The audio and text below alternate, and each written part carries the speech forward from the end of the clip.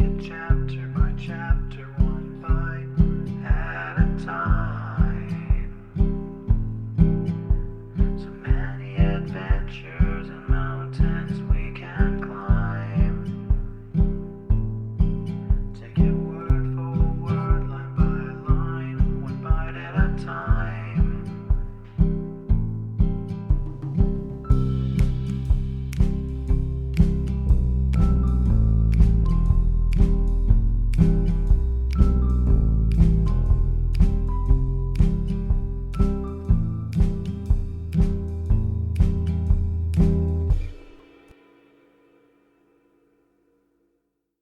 Welcome to Bite at a Time Books, where we read you your favorite classics one bite at a time. My name is Bree Carlisle, and I love to read and wanted to share my passion with listeners like you. If you like the podcast, join our Facebook group, biteatatimebooks.com/Facebook group. Be sure to follow my show on your favorite podcast platform so you get all the new episodes. You can find most of our links in the show notes, but also our website, biteatatimebooks.com, includes all of the links for our show, including to our Patreon to support the show, and YouTube, where we have special behind the narration of the episodes. We are part of the Bite at a Time Books Productions Network.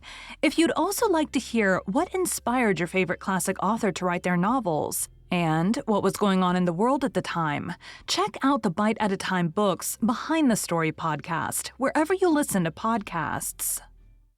Today we'll be continuing The Phantom of the Opera by Gaston Leroux. Chapter 3, The Mysterious Reason. During this time, the farewell ceremony was taking place. I've already said that this magnificent function was being given on the occasion of the retirement of Messieurs de Bigny and Poligny, who had determined to die game, as we say nowadays. They had been assisted in the realization of their ideal, though melancholy, programmed by all that counted in the social and artistic world of Paris. All these people met after the performance in the foyer of the ballet, where Sorelli waited for the arrival of the retiring managers with a glass of champagne in her hand and a little prepared speech at the tip of her tongue. Behind her, the members of the Corps de Ballet, young and old, discussed the events of the day. In whispers or exchanged discreet signals with their friends, a noisy crowd of whom surrounded the supper tables arranged along the slanting floor. A few of the dancers had already changed into ordinary dress, but most of them wore their skirts of gossamer gauze, and all had thought it the right thing to put on a special face for the occasion. All that is, except little Jamis, whose 15 summers, happy age, seemed already to have forgotten the ghost and the death of Joseph Buquet. She never ceased to laugh and chatter, to hop about and play practical jokes, until Messieurs de Bigny and Poligny appeared on the steps of the foyer, when she was severely called to order by the impatient Sorelli. Everybody remarked that the retiring managers looked cheerful, as is the Paris way. None will ever be a true Parisian who has not learned to wear a mask of gaiety over his sorrows, and one of sadness, boredom, or indifference over his inward joy. You know that one of your friends is in trouble. Do not try to console him, but he will tell you that he is already comforted.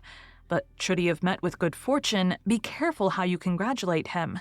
He thinks it so natural that he is surprised that you should speak of it. In Paris, our lives are one masked ball, and the foyer of the ballet is the last place in which two men so knowing as Monsieur de Bigny and Monsieur Poligny would have made the mistake of betraying their grief, however genuine it might be. And they were already smiling rather too broadly upon Sorelli, who had begun to recite her speech, when an exclamation from that little madcap of a Jamis broke the smile of the managers, so brutally that the expression of distress and dismay that lay beneath it became apparent to all eyes. "The opera ghost!" Jamis yelled these words in a tone of unspeakable terror, and her finger pointed, among the crowd of dandies, to a face so pallid, so lugubrious, and so ugly, with two such deep black cavities under the straddling eyebrows, that the death's head in question immediately scored a huge success. "The opera ghost! The opera ghost!" Everybody laughed and pushed his neighbor, and wanted to offer the opera ghost a drink, but he was gone. He had slipped through the crowd, and the others vainly hunted for him, while two old gentlemen tried to calm little Jamis. And while little Jairi stood screaming like a peacock, Sorelli was furious. She had not been able to finish her speech. The managers had kissed her, thanked her, and run away as fast as the ghost himself. No one was surprised at this, for it was known that they were to go through the same ceremony on the floor above, in the foyer of the singers, and that finally they were themselves to receive their personal friends, for the last time in the great lobby outside the manager's office, where a regular supper would be served. Here they found the new managers, Monsieur Armand Moncharmin and Monsieur Firmin Richard, whom they hardly knew. Nevertheless, they were lavish in protestations of friendship and received 1,000 flattering compliments in reply, so that those of the guests who had feared that they had a rather tedious evening in store for them at once put on brighter faces. The supper was almost gay, and a particularly clever speech of the representative of the government, mingling the glories of the past with the successes of the future, caused the greatest cordiality to prevail. The retiring managers had already handed over to their successors the 2 tiny master keys, which opened all the doors, thousands of doors of the opera house, and those little keys, the object of general curiosity, were being passed from hand to hand, when the attention of some of the guests was diverted by their discovery, at the end of the table, of that strange wan and fantastic face, with the hollow eyes which had already appeared in the foyer of the ballet, and been greeted by little Jamis's exclamation, "The opera ghost!" There sat the ghost, as natural as could be, except that he neither ate nor drank. Those who began by looking at him with a smile ended by turning away their heads, for the sight of him at once provoked the most funereal thoughts. No one repeated the joke of the foyer. No one exclaimed, "There's the opera ghost." He himself did not speak a word, and his very neighbors could not have stated at what precise moment he had sat down between them. But everyone felt that if the dead did ever come and sit at the table of the living, they could not cut a more ghastly figure. The friends of Firmin Richard and Armand Moncharmin thought that this lean and skinny guest was an acquaintance of Debenny's or Poligny's, while Debienne's and Poligny's friends believed that the cadaverous individual belonged to Firmin Richard and Armand Moncharmin's party. The result was that no request was made for an explanation, no unpleasant remark, no joke in bad taste, which might have offended this visitor from the tomb. A few of those present who knew the story of the ghost and the description of him given by the chief scene-shifter, they did not know of Joseph Buquet's death, thought in their own minds that the man at the end of the table might easily have passed for him. And yet, according to the story, the ghost had no nose, and the person in question had. But Monsieur Moncharmin declares in his memoirs that the guest's nose was transparent. Long, thin, and transparent are his exact words. I, for my part, will add that this might very well apply to a false nose. Monsieur Moncharmin may have taken for transparency what was only shininess. Everybody knows that orthopedic science provides beautiful false noses for those who have lost their noses naturally, or as the result of an operation. Did the ghost really take a seat at the manager's supper table that night uninvited? And can we be sure that the figure was that of the opera ghost himself? Who would venture to assert as much? I mention the incident, not because I wish for a second to make the reader believe, or even to try to make him believe that the ghost was capable of such a sublime piece of impudence, but because, after all, the thing is impossible. Monsieur Armand Moncharmin, in Chapter 11 of his memoirs, says, "When I think of this first evening, I cannot separate the secret confided to us by Messieurs Debenny and Poligny in their office from the presence at our supper of that ghostly person, whom none of us knew." What happened was this. Messieurs Debenny and Poligny, sitting at the center of the table, had not seen the man with the death's head. Suddenly he began to speak. "The ballet girls are right," he said. "The death of that poor Buquet is perhaps not so natural as people think." Debenny and Poligny gave a start. "Is Buquet dead?" they cried. "Yes," replied the man, or the shadow of a man quietly. "He was found this evening, hanging in the 3rd cellar between a farmhouse and a scene from the Roi de Lahore." The two managers, or rather ex-managers, at once rose and stared strangely at the speaker. They were more excited than they need have been. That is to say, more excited than anyone need be by the announcement of the suicide of a chief scene shifter. They looked at each other. They had both turned whiter than the tablecloth. At last, de Bernis made a sign to Monsieurs Richard and Moncharmin. Poligny muttered a few words of excuse to the guests, and all four went into the manager's office. I leave Monsieur Moncharmin to complete the story. In his memoirs, he says, Monsieurs de Bernis and Poligny seemed to grow more and more excited, and they appeared to have something very difficult to tell us. First, they asked us if we knew the man sitting at the end of the table, who had told them of the death of Joseph Buquet, and when we answered in the negative, they looked still more concerned. They took the master keys from our hands, stared at them for a moment, and advised us to have new locks made, with the greatest secrecy, for the rooms, closets, and presses that we might wish to have hermetically closed. They said this so funnily that we began to laugh and to ask if there were thieves at the opera. They replied that there was something worse, which was the ghost. We began to laugh again, feeling sure that they were indulging in some joke that was intended to crown our little entertainment. Then at their request, we became serious, resolving to humor them and to enter into the spirit of the game. They told us that they never would have spoken to us of the ghost, if they had not received formal orders from the ghost himself to ask us to be pleasant to him and to grant any request that he might make. However, in their relief at leaving a domain where that tyrannical shade held sway, they had hesitated until the last moment to tell us this curious story, which our skeptical minds were certainly not prepared to entertain. But the announcement of the death of Joseph Buquet had served them as a brutal reminder that whenever they had disregarded the ghost's wishes, some fantastic or disastrous event had brought them to a sense of their dependence. During these unexpected utterances made in a tone of the most secret and important confidence, I looked at Richard. Richard, in his student days, had acquired a great reputation for practical joking, and he seemed to relish the dish which was being served up to him in his turn. He did not miss a morsel of it.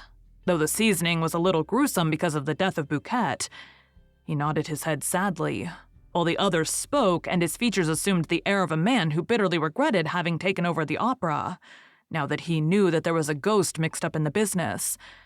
I could think of nothing better than to give him a servile imitation of this attitude of despair. However, in spite of all our efforts, we could not, at the finish, help bursting out laughing in the faces of Monsieurs de Bernis and Poligny, who, seeing us pass straight from the gloomiest state of mind to one of the most insolent merriment, acted as though they thought that we had gone mad. The joke became a little tedious, and Richard asked half seriously and half in jest, "But after all, what does this ghost of yours want?" Monsieur Poligny went to his desk and returned with a copy of the memorandum book. The memorandum book begins with the well-known words saying that the management of the opera shall give to the performance of the National Academy of Music the splendor that becomes the first lyric stage in France, and ends with Clause 98, which says that the privilege can be withdrawn if the manager infringes the conditions stipulated in the memorandum book. This is followed by the conditions, which are 4 in number. The copy produced by Monsieur Poligny was written in black ink, and exactly similar to that in our possession, except that at the end it contained a paragraph, in red ink and in a queer labored handwriting, as though it had been produced by dipping the heads of matches into the ink, the writing of a child that has never got beyond the downstrokes, and has not learned to join its letters. This paragraph ran, word for word, as follows: 5. Or if the manager, in any month, delay for more than a fortnight the payment of the allowance which he shall make to the opera ghost, an allowance of 20,000 francs a month, say 240,000 francs a year. Monsieur Poligny pointed with a hesitating finger to this last clause, which we certainly did not expect. "Is this all? Does he not want anything else?" asked Richard with the greatest coolness. "Yes, he does," replied Poligny, and he turned over the pages of the memorandum book until he came to the clause specifying the days on which certain private boxes were to be reserved for the free use of the President of the Republic, the ministers, and so on. At the end of this clause, a line had been added, also in red ink: "Box 5 on the grand tier shall be placed at the disposal of the opera ghost for every performance." When we saw this, there was nothing else for us to do but to rise from our chairs, shake our two predecessors warmly by the hand, and congratulate them on thinking of this charming little joke, which proved that the old French sense of humor was never likely to become extinct. Richard added that he now understood why Messieurs de Bernis and Poligny were retiring from the management of the National Academy of Music.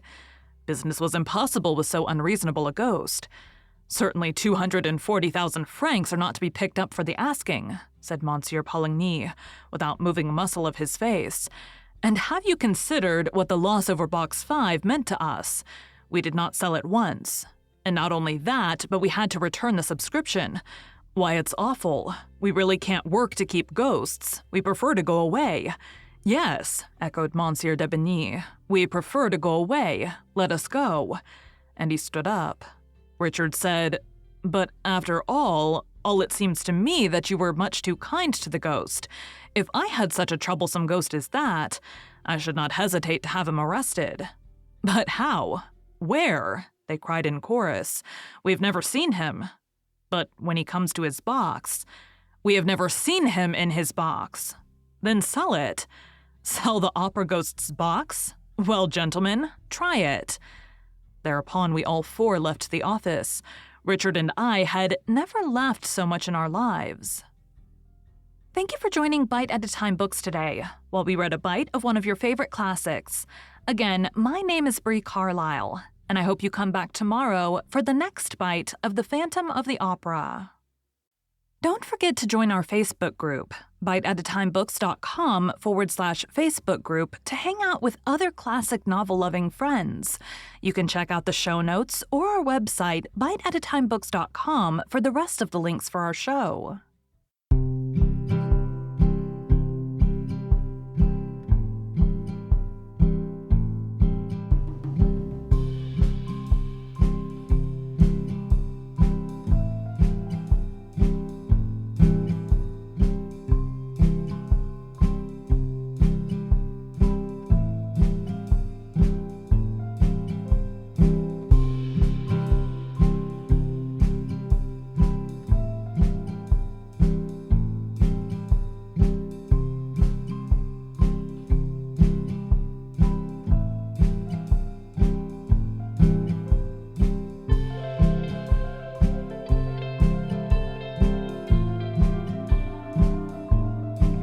Take a look in the book and let's see what we can find.